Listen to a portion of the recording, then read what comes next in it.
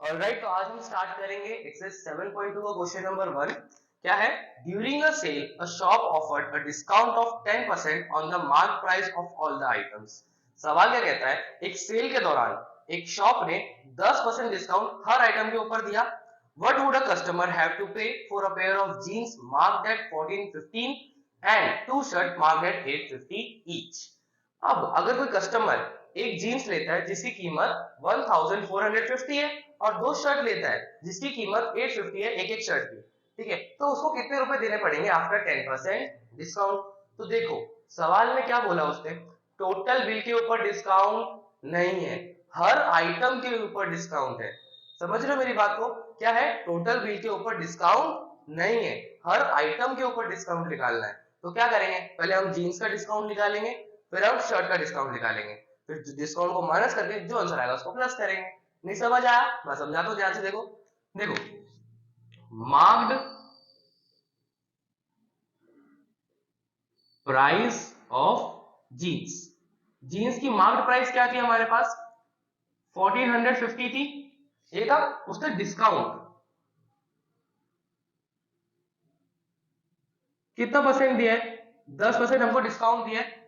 तो डिस्काउंट कितना परसेंट पड़ा अपने को? डिस्काउंट का अमाउंट, सॉरी, डिस्काउंट का अमाउंट 1450 का हम क्या करेंगे, 10% निकालेंगे, तो 10 अपॉन में 100 हो जाएगा। एक जीरो से एक जीरो कट, एक जीरो से एक जीरो कट, अमाउंट कितना आया? 145 रुपीज। मतलब एक जीन्स के ऊपर हमको कितने रुपए माफ है? 145 रुपीज माफ है। मतलब हमें फाइनल प्राइस, सेल प्राइस क्या बना हमारा? 1450 में से माइनस कर देंगे 145, ठीक है। तो 1450 में से 145 माइनस किया तो कितना आएगा? देखो ये बन जाएगा 4, 10 में से 5 गए तो 5, 0, 3, 1। मतलब अब जीन्स खरीदने के लिए हमको कितने देने पड़ेंगे? 1305 रुपए, 1305 रुपीज हमको देने पड़ेंगे। उसके बाद सवाल में क्या आया, marked price of shirt, marked price of shirt, shirt कितने में दिया हमको? 850 में दिए, तो रुपीज 850। अब जो कस्टमर था, सॉरी दुकानदार था, वो डिस्काउंट दे रहे हैं। क्या दे रहे हैं? डिस्काउंट दे रहे हैं। कितना परसेंट? 10%। तो डिस्काउंट करने के बाद क्या अमाउंट आएगा? डिस्काउंट का अमाउंट क्या आएगा पहले तो ये ढूंढेंगे। तो 850 का क्या करेंगे हम? 10% निकालेंगे। तो देखो एक जीरो से एक जीरो कट गया, एक जीरो से एक जीरो कट गया, आंसर कितना आया? 85 रुपीज। मतलब 850 में से हम 85 माइनस कर देंगे, 850 में से 85 माइनस, तो ये बन जाएगा 4, 10 में से 5 गए 5, 7, 14 में से 8 गए तो 1 2 3 4 5 6 6 7, सॉरी, हाँ, तो हम क्या लिखेंगे? Sale price, sale price shirt की कितनी हुई? ये आएगी हमारी शर्ट की,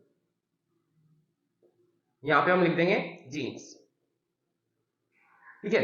तो हमारे 850 में से हमको माइनस करना पड़ा 85, बिकॉज हमें 10% डिस्काउंट मिला, तो हमको अब शर्ट के लिए कितना देना पड़ेगा? 765। लेकिन सवाल में कितनी शर्ट ले रहा है वो? दो, तो इसको मल्टीप्लाई कर देंगे हम 2 से। तो 765 को मल्टीप्लाई कर देंगे अब 2 से, 2 5 जा 10, 2 6 जा 12 प्लस 1 3, 2 7 जा 14 प्लस 1 15, तो रुपीज 1530। समझ आई मेरी बात? तो यहां पे फाइनल अमाउंट लिख देता हूं, कस्टमर